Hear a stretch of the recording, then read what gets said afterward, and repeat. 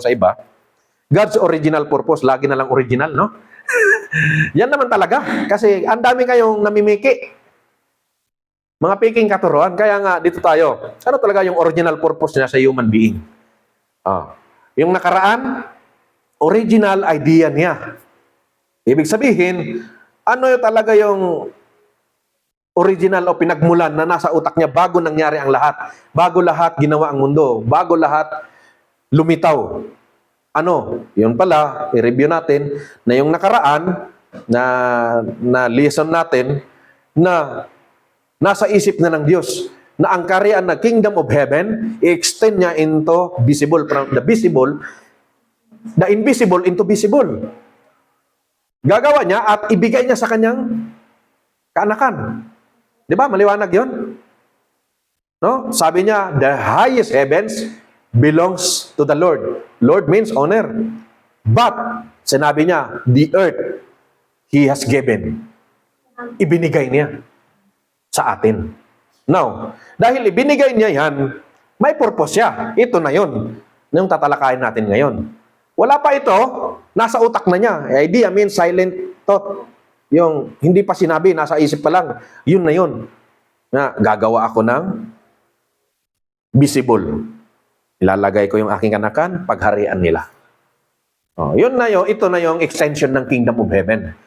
The invisible kingdom of heaven, hindi natin nakikita, pero 100% it's more reality. Realidad siya, totoo siya. Kasi, sinabi nga ng Biblia na sa Colossians na ang lahat ng nakikita, nanggagaling sa hindi nakikita. Therefore, nag-exist ito, may pinanggalingan. Now, makikita natin ngayon dito na nung sinabi niya, ibinigay niya ang mundo sa tao. The highest heavens belongs to Him. But the earth He has given to mankind. Now, bakit niya ibinigay? Ano ngayon ang purpose na dumating ka na? Maliwanag yun. Kaya ito yung sinabi sa Genesis 1:26. Napakaliwanag din, God said. Ito na. Nung in-extend niya na, pag titignan mo ang chapter 1, the whole chapter of Genesis, kasi tumalon tayo sa 26, pagbabasahin mo yan, napakaliwanag na sa Genesis 1:1, ano sinabi? Then God said, sa Genesis 1:1 sabi niya, in the beginning, God created the heaven and the earth. Then God said, let there be light, and there was light. Maliwanag yun. And then, sunod-sunod na yun. Pinaggagawa niya. Ginawa niya na lahat. Then, nung nagawa niya na ang lahat, dahil ang original idea na, balikan natin, dahil ang original idea niya na ang kingdom niyang, kaharian niyang hindi nakikita, gagawa siya ng extension nito na pagharian ng kaanakan niya, sinimulan niya. Ito na yon. Nung pinababa na niya na, ginawa niya ng earth, itong mundong ito, sinabi na agad niya, then God said, let there be light. And there was light. Nung nagawa niya na, sunod-sunod na yon, lahat, mga hayop, lupa, langit, tubig, dagat, ginawa niya na ang pinaka-last niyang ginawa, ang tao. Ito na. Dito na makikita agad sa Genesis 1:26. Nung natapos niya ng ginawa ang lahat. Napakatalino talaga ng Diyos, no? Kasi sa isip ko lang nung nagbabasa ako nito, ano kaya kung una niyang ginawa ang tao? Wala pa itong earth. Sa isip ko, mali talaga. Masasabi mo, hindi siya matalino. No? Parang ikaw. Hindi parang ikaw. Parang iba. Tingnan mo naman sa katalinuhan. Wala pang bahay. Hindi pa hindi pa nga tapos nag-aral. Ayun na, nauna na. Ngayon, saan mo ilalagay pag nag-asawa ka? No? Nag-asawa sila, hindi ikaw. O si April, malapit na to. No? So may proseso. Kahit nga ang Diyos, nung ginawa niyang tao, may proseso. Inuna niya muna yung lahat ng pangangailangan. Ang talino. So ang matalinong tao, mayroong proseso, mayroong preparation. Gagawin niyang isang bagay, may proseso at may preparation. Inihanda mo na ng Diyos ang lahat Ang lupit, no? Kasi kung inuna yung tao, inuna mo ang sabi pa ng ibang term, sorry to say, yung mga term nila na pagbiga-biga, naiintindihan to ng lahat na term na yan Alam yung pagbiga-biga?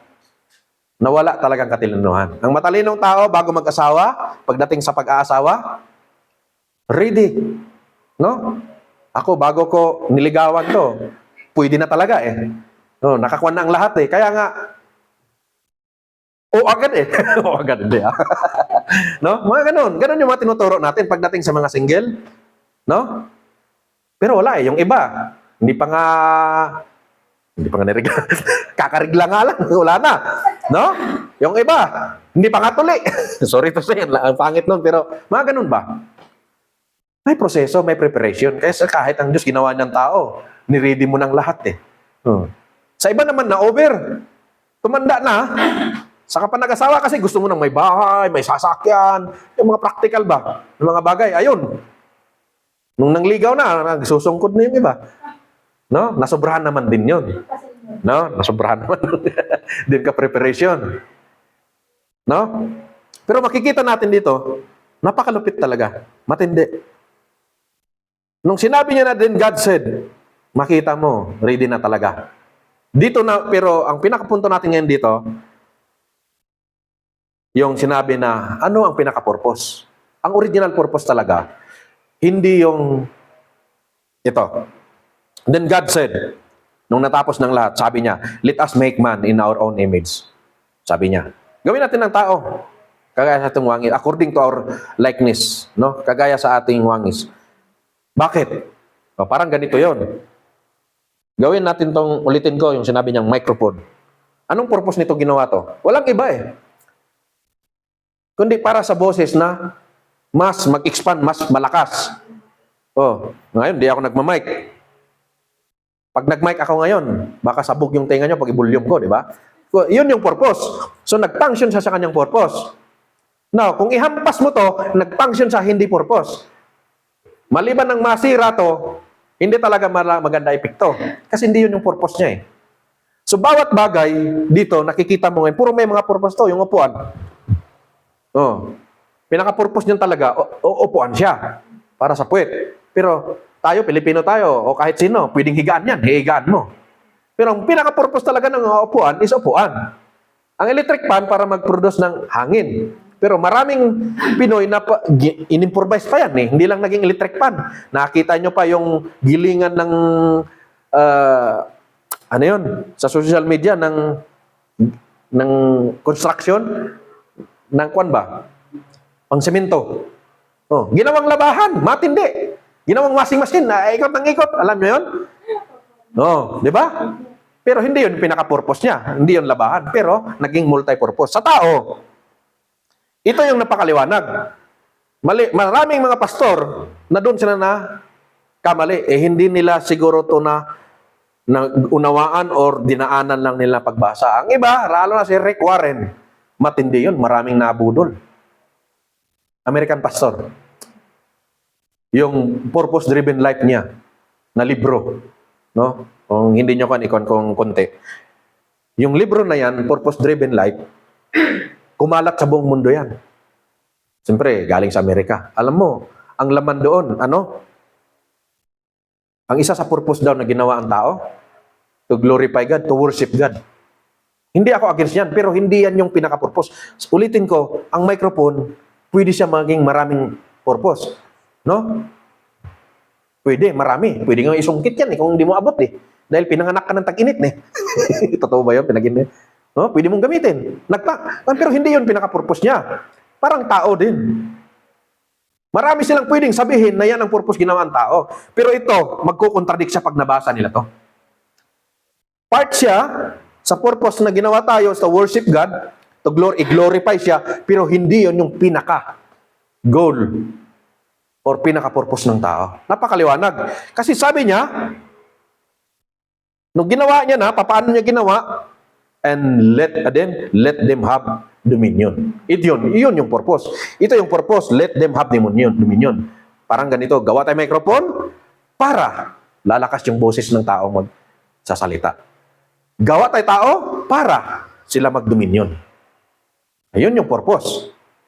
Let them have dominion. Sinabi ba na ang Diyos ang to have dominion? Hindi. Tao. Sinabi bang hayop? Hindi rin. So, yan pala ang purpose Tapos naka-specific dito, to the fish of the sea, over the birds. Lahat ng mga ginawa ng Diyos, except sa tao, walang nakalagay dito, tao, i-manage mo. Now, dominion, ano ibig sabihin? So dahil yan ang purpose pala, na ginawa ang tao, hindi tayo pumarito dito para lang magtrabaho. Para magtrabaho, kumain, matulog, gumala, mag-asawa, then matigo. Parang walang saysay. No? Parang walang saysay. Ganun lang bang buhay? Tatingin nyo. Sumagot kayo. No, tatingin nyo. Pag sa tuwing iniisip ko yan, parang nawalan talaga ako ng gana sa buhay. Ganito na lang bang buhay? Kaya nga yung iba, nawalan na ng pag-asa. Hindi alam ang purpose. Nagpapakamatay. Pero maniwala kayo sa hindi, sa 500 million ba yung sinabi na yung ano na yun ng sales ng tao? Ang tawag niyan? Kalimutan ko na. Basta yun na yun. Ikaw lang ang lumabas dito. Sa dami-dami yung millions, iisa lang ang pumarito. Paano kung lang, sabog talaga ang babae pag nagbuntis. Yung lahat yun. Yung nga lang iba, pinanganak triplets, hirap na sa buhay eh. Kawawa eh. Yan pa kaya ang pan yun. Biruin mo, ikaw lang, isa, ibig sabihin, dahil sa sandamakmak na yan, ikaw, pumarito, may purpose ka. Now, di ba? Pero bago niyan, magpapatuloy tayo ng sinabi, ano ba yung salitang dominion? Dahil ang purpose pala to have dominion, before that, talakayin natin ng saglit itong sinabi niyang, let us make man. Biruin mo, then God said. Yan pa lang. Makikita mo na may makukuha ka na dyan. Sabi niya, let us, yung us pa lang, may makukuha ka na dyan. Yung make, may pinagkaiba din yan sa made. Oh. Sa make at saka create. Man. Now, itong pula, man. Nung sinabi niya, let us make man, anong ibig sabihin yan? Ang pag-unawa ko niyan noon, man, ito na yon. Hindi pala. Yung sinabi niya sa verse 26, ang ginawa niya pa lang is yung man. Originally, ang man, spirit. Wala pa palang katawan yun. Day, wala ka pa palang katawan nun, Day. Originally, tayo pala, spirito. Therefore, dahil ang mundong ito, visible, hindi ka taga rito. Yan pa lang, malalaman mo na, hindi pala ako taga rito. Ang tao, hindi original taga dito. Kasi, ang espiritu dito, hindi makapangsyon kung walang katawan. Now, nung sinabi niyang, let us make man, sa verse 26 pa lang yun. So, man means spirit. And from God. Now, makikita mo dito sinabi niya, sa Genesis 2:7, and the Lord God formed man of the dust of the ground and breathed into his nostrils and breath of life, and man became a living being. Ito yon. Nung una niyang ginawa, yung naging human na means integration of dirt and spirit. It's you. Kapag kinuha mo yung it's you, man lang ang meron, ibig sabihin, spirit. Yung nakaraan, na lesson natin, na nasa isip na ng Diyos, na ang kaharian na kingdom of heaven, i-extend niya into visible, from the visible, the invisible into visible. Gagawa niya at ibigay niya sa kanyang kaanakan. Di ba? Maliwanag yun? No? Sabi niya, the highest heavens belongs to the Lord. Lord means owner. But, sinabi niya, the earth, He has given. Ibinigay niya sa atin. Now, dahil ibinigay niya yan, may purpose siya. Ito na yun. Yung tatalakayin natin ngayon. Wala pa ito, nasa utak na niya. Idea means silent thought. Yung hindi pa sinabi, nasa isip pa lang. Yun na yun. Na gagawa ako ng visible. Ilalagay ko yung aking kanakan, pagharian nila. Oh, yun na yun, ito na yung extension ng kingdom of heaven. The invisible kingdom of heaven, hindi natin nakikita, pero 100% it's more reality. Realidad siya, totoo siya. Kasi, sinabi nga ng Biblia na sa Colossians na ang lahat ng nakikita, nanggagaling sa hindi nakikita. Therefore, nag-exist ito, may pinanggalingan. Now, Makikita natin ngayon dito na nung sinabi niya, ibinigay niya ang mundo sa tao. The highest heavens belongs to Him, but the earth He has given to mankind. Now, bakit niya ibinigay? Ano ngayon ang purpose na dumating ka na? Maliwanag yun. Kaya ito yung sinabi sa Genesis 1:26. Napakaliwanag din, God said.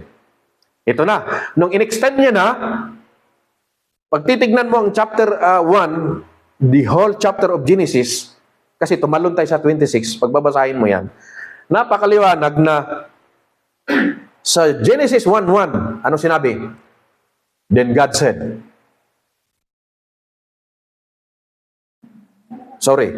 sa Genesis 1:1 sabi niya, in the beginning, God created the heaven and the earth.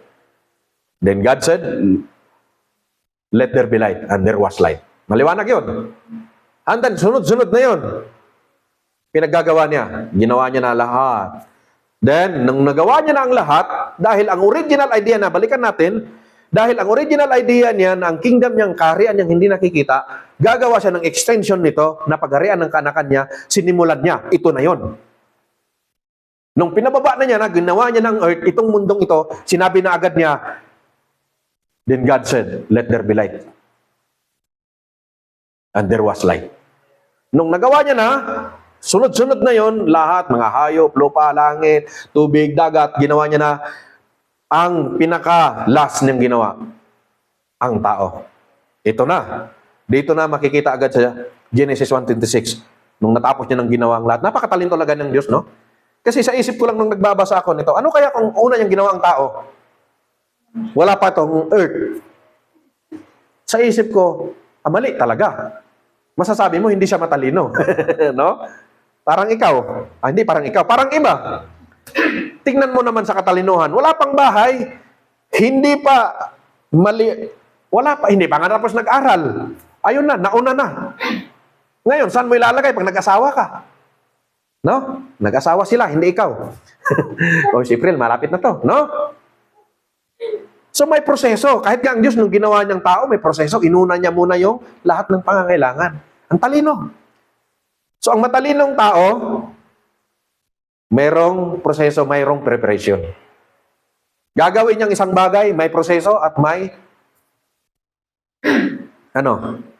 preparation. Inihanda muna ng Diyos lahat Ang lupit, no? Kasi kung inuna yung tao, inuna mo ang sabi pa ng ibang term, sorry to say, yung mga term nila na pagbiga-biga, naiintindihan to ng lahat na term na yan Alam mo yung pagbiga-biga? Nawala talagang katalinuhan. Ang matalinong tao, bago mag-asawa, pagdating sa pag-aasawa, ready. No? Ako, bago ko niligawan to, pwede na talaga No, nakakuha na ang lahat Kaya nga, agad agad hindi No? Mga ganun. Ganun yung mga tinuturo natin pagdating sa mga single. No? Pero wala yung iba. Hindi pa nga nirigla. Kakarigla nga lang. Wala na. No? Yung iba, hindi pa nga tuli. Sorry to say, ang pangit nun. Pero mga ganun ba? May proseso, may preparation. Kaya kahit ang Diyos ginawa niyang tao, niready mo ng lahat Sa iba naman na over. Tumanda na. Saka pa nag-asawa kasi gusto mo nang may bahay, may sasakyan, yung mga practical ba? Yung mga bagay, ayun. Nung nangligaw na, nagsusungkod na yung iba. No? Nasobrahan naman din yun. No? Nasobrahan naman. Din ka preparation. No? Pero makikita natin dito, napakalupit talaga. Matindi. Nung sinabi niya na din, God said, makita mo, ready na talaga. Dito na, pero ang pinakapunto natin ngayon dito, yung sinabi na, ano ang pinaka-purpose? Ang original purpose talaga, hindi yung ito. Then God said, nung natapos ng lahat, sabi niya, let us make man in our own image. Sabi niya, gawin natin ng tao, kagaya sa ating wangis, according to our likeness, no? Kagaya sa ating wangis. Bakit? Parang ganito yon. Gawin natin ulitin ko, yung sinabi niyang microphone. Anong purpose nito ginawa to? Walang iba kundi para sa boses na mas mag-expand, mas malakas. Ngayon, di ako nagmamic. Pag nag-mic ako ngayon, baka sabog yung tenga nyo pag i-volume ko, di ba? Yun yung purpose. So, nag-function siya sa kanyang purpose. Now, kung ihampas mo to, nag-function sa hindi purpose. Maliban ng masira to, hindi talaga maganda epekto. Kasi hindi yun yung purpose niya eh.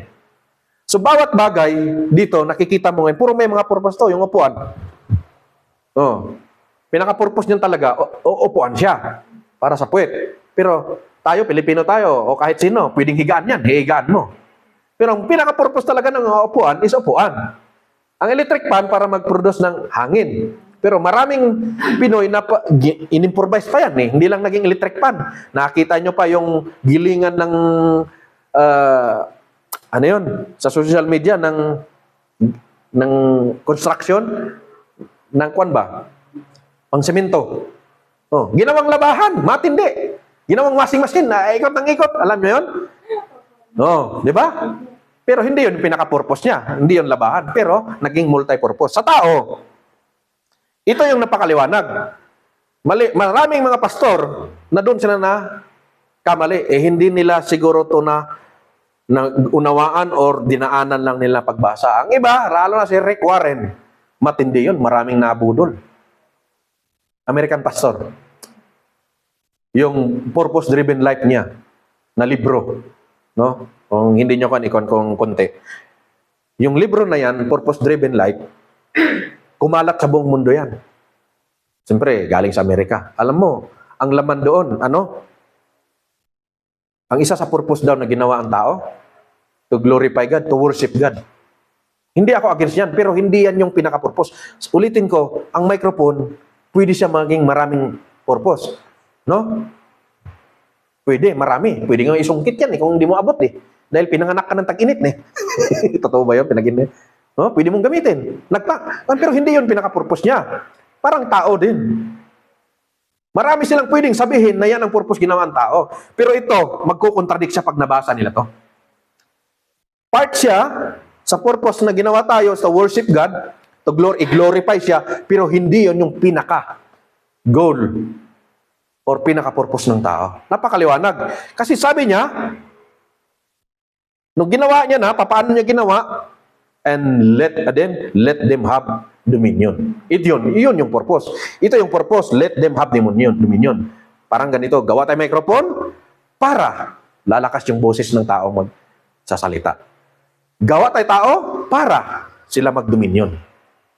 Ayun yung purpose. Let them have dominion. Sinabi ba na ang Diyos ang to have dominion? Hindi. Tao. Sinabi bang hayop? Hindi rin. So, yan pala ang purpose.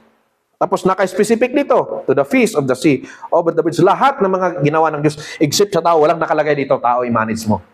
Now, dominion, ano ibig sabihin? So, dahil yan ang purpose pala, na ginawa ang tao, hindi tayo pumarito dito para lang magtrabaho. Para magtrabaho, kumain, matulog, gumala, mag-asawa, then matigo. Parang walang saysay. No? Parang walang saysay. Ganun lang bang buhay? Tatingin nyo. Sumagot kayo. No, tatingin nyo. Pag sa tuwing iniisip ko yan, parang nawalan talaga ako ng gana sa buhay. Ganito na lang bang buhay? Kaya nga yung iba, nawalan na ng pag-asa. Hindi alam ang purpose. Nagpapakamatay. Pero maniwala kayo sa hindi, sa 500 million ba yung sinabi na yung ano na yun ng sales ng tao? Ang tawag niyan? Kalimutan ko na. Basta yun na yun. Ikaw lang ang lumabas dito. Sa dami-dami yung millions, iisa lang ang pumarito. Paano kung lang, yung sabog talaga ang babae pag nagbuntis. Yung lahat yun. Yung nga lang iba, pinanganak triplets, hirap na sa buhay Kawawa Yan pa kaya ang kwan yun. Biruin mo, ikaw lang, isa, ibig sabihin, dahil sa sandamakmak na yan, kwan na yan, ikaw, pumarito, may purpose ka. Now, di ba?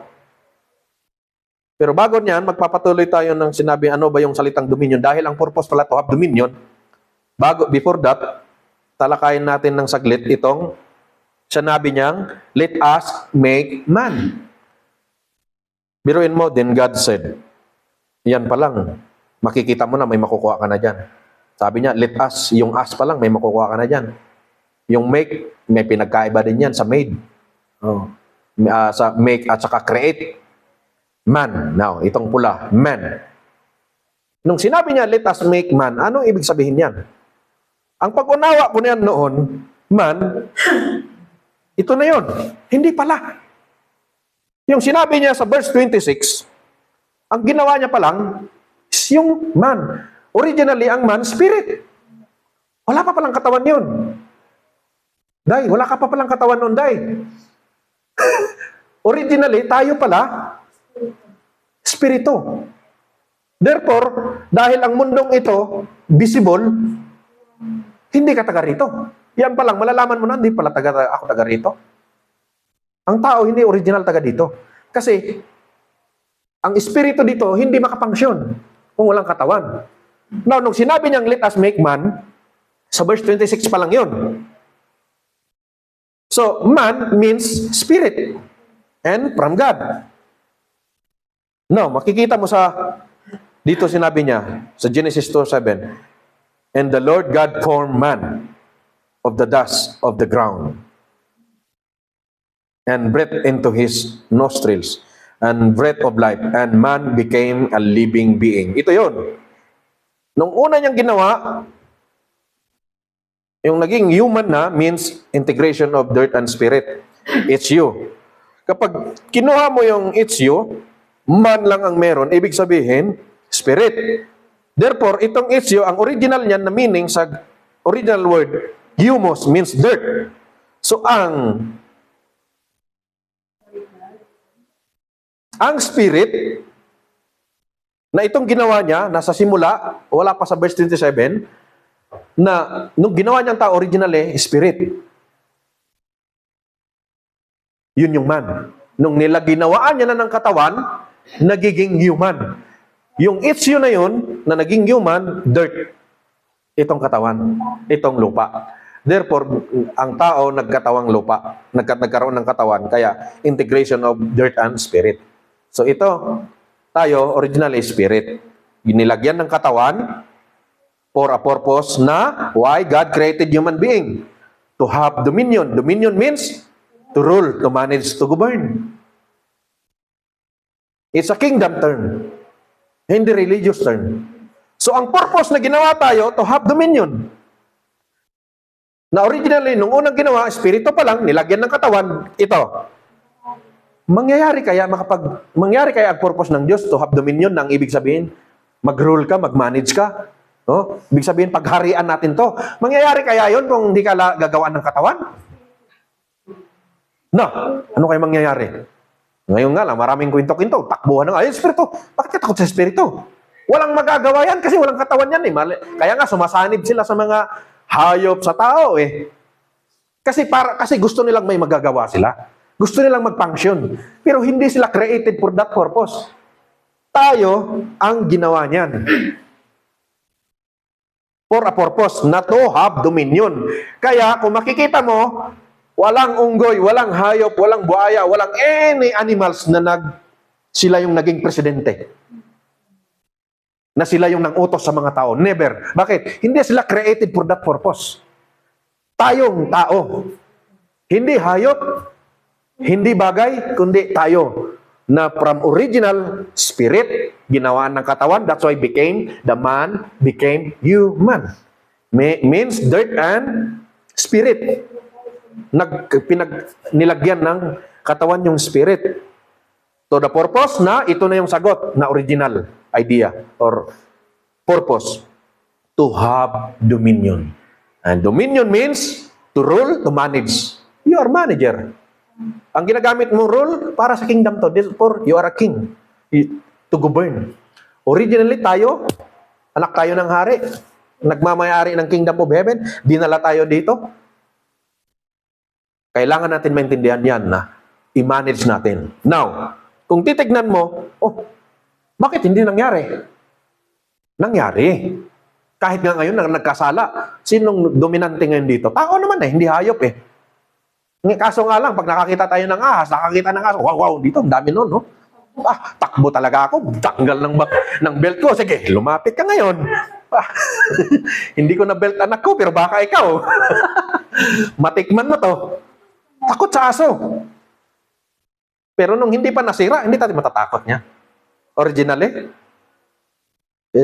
kaso nasira nga. No? So, ano yung sagot? Ano yung original purpose? Ito pala. Now, itong kakain ka, magtrabaho ka para makakain, hindi yan yung purpose. Magtrabaho ka para tapusin mo, nilabas ka na ng nanay mo. Lumaki ka, nag-aral ng nag-aral. Laging ilalagay sa utak natin, mag-aral ka ng mabuti. Kahit kami ganun eh. Sinasabihan namin mga anak, totoo naman yun. Pero kailangan mailagay na hindi yun. Mag-aral mabuti. Tapos, ano sunod? Pag nakatapos ka nag-aral, makapagtrabaho ka, yun naman lang talaga, nang maayos, malaki sahod. Ganun eh.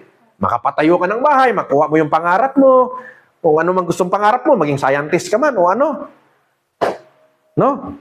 Tapos, gaganda buhay mo. Ganun lang yung sinasabi.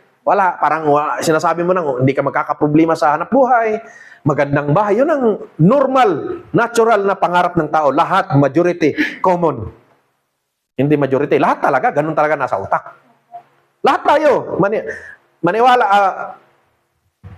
sumangayon ka, hindi. Lahat ng tao, kahit tanungin mo. Yung iba, kontento na ako, nasobrahan din. Sabi niya, magkatrabaho lang ako, makakain lang ako, pangatlo sa isang bahay. Yun yung mga taong walang pangarap tumulong sa iba. Yung mga taong sabi lang, okay na ako, makakain lang 3 beses ang kuwan. Makapaaral sa mga anak, may bahay maganda, okay na ako. Yun yung mga taong walang pangarap makatulong sa iba. Ako, hindi ganyan, nung naintindihan ko to. Kung pwede lang ako maging presidente ibang mundo, para may gagawin ako na maging maayos talaga, pwede. Gusto ko talagang maging milyonaryo. Kaya nga nag-iipon ngayon para uwi, negosyo. Then, pag lumago, makatulong tayo sa iba. Diba? Pero yung mga taong sabi lang, okay na ako, makakain na ako 3 beses. Magkabahay ng maganda, okay na ako. Yun yung mga taong hindi nila lamang purpose. Bakit sila ginawa? No? So, ganun ba talaga tayo pumunta sa mundo? Maliwanag, hindi. Pumarito tayo para to manage. Kaso nasira. Sinira. Kaya, yan yung kadahilanan, yan yung sagot ngayon, bakit ang mga tao nag-away-away. Kasi sa sinugdan, sa umpisa, by history, sinira ng Satanas. Mula noon, wala na. Kaya, yung mga walang Diyos ngayon, hindi nakaunawa sa purpose, kaya tignan mo, West Philippine Sea,